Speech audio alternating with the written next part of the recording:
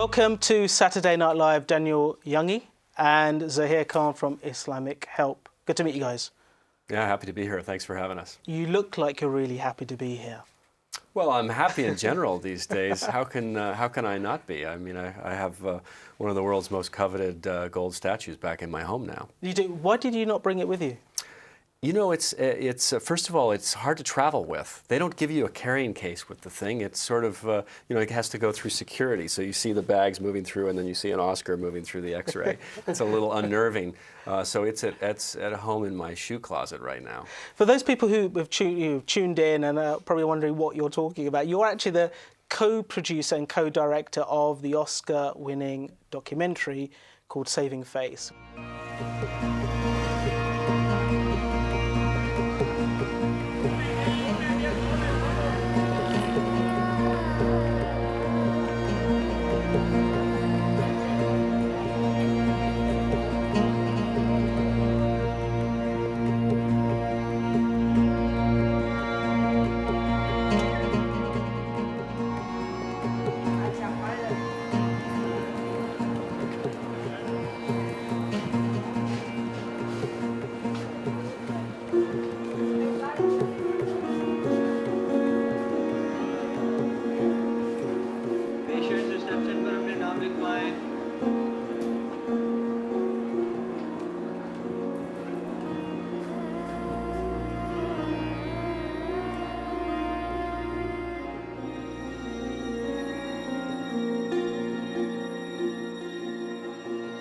So with this Oscar, have you found it's giving you a bit of kudos now? Yeah, actually, the day after we won, I didn't. I had to check out of my hotel room, so I carried it with me, and so I literally had meetings in LA where it sat on the table, and you'd be surprising what this one piece of hardware does to people. I mean, people want to come up, they want to touch it, they want to take pictures of you, they want to buy you lunch. This award changes things, and on a serious note, because this is a very, very serious film. It gives you the ability as a social justice filmmaker to achieve a platform you'd never have before, and the kind of issues that are dealt with in the film that these gentlemen work in every day, we don't get that kind of attention. But with this award, that's possible. ये जो जलाया मेरे husband ने जलाया, ठीक है? तो मैं सो रही थी तो अम्मी के घर में आया इस तरह, तो उसने मुझे जला दिया. खुद ही वो इंसान ऐसा था कि वो नहीं रखना चाहता मुझे. मैं उस वक्त 13 साल की थी जब मेरे साथ अटैक हुआ है. उससे पहले जो मेरे स्कूल टीचर और उसके फ्रेंड ने मेरा रास्ता रोका है, तो मैंने साथ जाने से इनकार किया, तो इस वजह से उन्होंने मेरे ऊपर तेजाब गिरा दिया. मैं एक रात सो रही थी, उसने तेजाब फेंका. मेरे चेहरे पर नहीं था लेकिन मेरे कंधे पर था. फिर उसने जब 1 साल बाद फेंका, वो मेरे चेहरे पे गया था. वो रिश्ते की वजह से फेंका था ना. हम तो मासूम बच्चे थे, इसने हमारा चेहरा क्यों खराब किया था? हमारे क्या कसूर था? With this film, Saving Face, from what I've seen, it's a great documentary. So congratulations on what I perceive was quite a challenging documentary to make, purely because of the subject matter. It must have been pretty emotive for you guys, both for you and for Sharmeen as well, who obviously was a co-producer and co-director as well. Whose idea was it to tackle this issue for this documentary? The film was initially my idea. I knew about the phenomena of acid attacks, which is actually a global problem. I knew about it in South Asia, but it is a global problem. I wasn't endeavoring to make a film, but it was the Katie Piper story. You may recall Katie Piper was an aspiring model here in London who was attacked by acid, and that was a big story. When I heard the name of the doctor, Dr. Mohammed Jawad, I called him out of the blue and said, do you happen to know about the phenomena of acid attacks throughout the world? And at that point he said, I'm from Pakistan, and in fact I'm working with this organization, Islamic Help, a Birmingham-based organization that is sending me back and forth to help rehabilitate these survivors. And of course, as a filmmaker, you hear that and you think, what an amazing story, you know, what an incredible story. And I knew that we would see some heart-wrenching stuff in that film, but hopefully you could see a process of change and redemption as well. Oh, absolutely. अस्सलाम वालेकुम. ज़की आपका नाम है? ज़की मेरा नाम जवाद है और आपके जो डॉक्टर हैं तारिक साहब, उन्होंने मुझे कहा कि आपको ज़रा मैं देख लूँ. अच्छा, अब ये मुझे बताओ कैसी हो? ओके, अब आपकी कितनी उम्र है? मेरी 39 होने वाली है। 39। क्या हुआ था? ये सर तेजाब गिराया था किसने? शोहर ने। ओके। शोहर ने। So here, this ties in nicely with Islamic Help, because I know that you worked with Katie Piper. She's been an ambassador for you, for yourselves, for your charity, because you've worked on this particular issue in Pakistan for many years, probably not just in Pakistan, but in other areas as well. Yeah. So how did it all come about for you? I mean, this must have been pretty exciting. Now you've got a highly regarded documentary filmmaker wanting to tell this story and shed more light on this issue.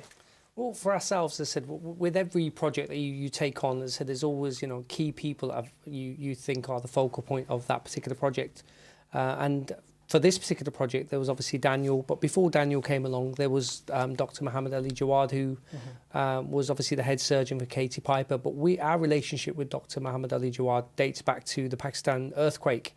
And we sent him out. We met him in Pakistan at the time. He worked in a hospital with us at the time. And then he again introduced us to this horrible crime, which is acid violence.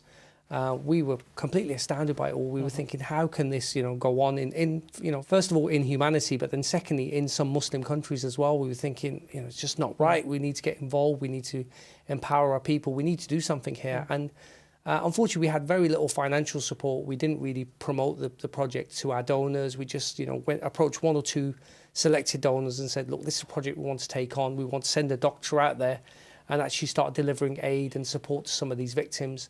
This documentary has done the cause considerable service because now it's highlighted it on a global level. Yeah. How did you pair up with Sharmeen? Because she obviously had a very important role in this, and sadly she couldn't be here on Saturday Night Live. No, it's a shame she can't be here tonight, but I'll try to speak on her behalf. We were going to supply you with a wig just to try and fool the people, and but I don't think it's going to work. Urdu is not quite as good as hers. I've been heard it's not bad. No, that's not true. You know, it became immediately apparent that I needed a partner on the ground there, a full-time partner. I was working with some very talented Pakistani filmmakers there, but I needed a full-time partner throughout the project because, you know, the kind of intimacy and trust that's necessary for this project, you need to have an indigenous person and preferably a woman. And I think Sharmeen is the country's finest filmmaker. Thankfully, she said yes and came on board. I also think it's, and of course it wasn't a symbolic gesture on my part, but I think it's very important to notice that this film, which has garnered this award, that it's been given to a Muslim woman, and an educated, empowered Muslim woman. And to see, I mean, of course, Pakistan has a history of empowered, powerful, educated women, and I think Sharmeen is in that tradition, and she's a powerful symbol for the world.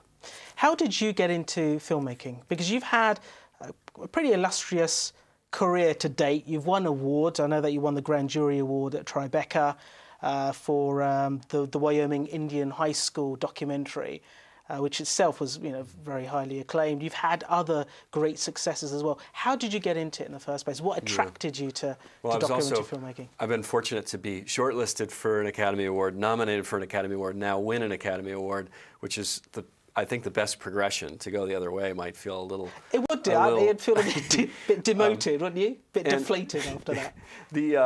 You know, the majority of my films have been what you would call social justice, human rights films. I'm not an activist by trade. I don't consider myself an activist, but I am interested in those stories. Because, human stories. Yeah, I'm a storyteller, and those stories, no better can you get a sense of humanity. And whenever you see injustice, it's a great story. This film, say what you will about it, it's horrific, but what a great story of, I mean, the disempowered hopefully getting a voice. Of course, I sleep better at night, but at the end of the day, the real kudos goes to the people who are fighting the good fight every day, like Islamic Help, our other partners, Acid Survivors Foundation of Pakistan, with whom you've worked, and Acid Survivors Trust International, with whom you also work. Because on watching the documentary, I was pretty appalled by what I was watching. Not the quality of the documentary, that's great, but in terms of where I couldn't believe that you would have individuals who would do what they did, which was to abuse and violate a woman in such a way by, you know, destroying their beauty. Yeah. Yeah. Well, I mean, any human being is going to have be repulsed by this and have, you know, it's abhorrent. But I do think that to a certain degree, as filmmakers, we have to switch that off. In some ways, I think we have to become like the surgeon, like Dr. Mohammed Jawad, and you have to switch those emotions off. Of course, even he cracks. You see him in the film emotionally cracking, and we had our cracks as well. But you kind of have to repress those feelings. And where it really hits you is in the edit room, when you finally realize these images that you've recorded, some of them terribly horrific. That's where it really strikes you. You know, the injustice of these actions. I mean, I think we make a point in the film to say this is not anything to do with Islam. That this problem exists wherever there's a lack of law and order, a lack of social justice, a lack of education and poverty, where there's availability of access to acid, and then finally where there's disempowerment of women. And all of those factors are true in central Pakistan. They're of course true in other places in the world where you're seeing these attacks take place, and even the occasional attack here in the so-called developed world. How did you feel when you were filming the husbands who were accused of allegedly, I mean, because it's difficult to say for sure, but you know, I think a lot of people say, okay, well, it's probably quite likely that they did do it, but again, we don't know. But how did you feel when you met them? Sure. There must have been a point in time that you felt, you know what, guys, turn the cameras off. Where's my bat? I see. Well, first of all, as you might notice, I'm not Pakistani. True. And I'm from a little further west. And and that I'm rather conspicuous there. And it was actually Charmine's decision that the filming in rural areas be done by her. Again, so you stayed out of that and you just left it to her? Yeah, for example, the interview where Charmine, where she's got a husband saying, well, 99% of these women do it to themselves. They throw acid on themselves. If you go to the burn centre, exactly. You'll see most of them doing, which is absolute rubbish. Exactly. And Charmine has, you know, I saw her in the edit room react to that. I know that she had to bite her tongue when she was filming that, because it's disturbing. And the hubris of these men, and I think that's just, again, indicative of a certain mentality where there's a lack of education, there's a disempowerment of women, and where there's no recourse to justice. आपके साथ ये वाकया कब हुआ? ये 2 साल हो गए। तो उसी दिन गिरफ्तार हो गए थे। मेरे ससुराल लोग पैसे वाले लोग हैं। उन लोगों ने पैसा लेके ना बरी हो गए थे। अभी कहाँ हैं? अभी भी छूट गए हैं। और आप? मेरे को आखे ने तू कहीं कुंडा सी ना पई जो आखे ने एक भा लग गई है हिंदे उते देखा दीवान ढाठे। मेरी शक्ल खराब हो गई है, मेरी जिंदगी तबाह हो गई है और किसी को कोई सजा नहीं हुई। कहाँ है इंसाफ?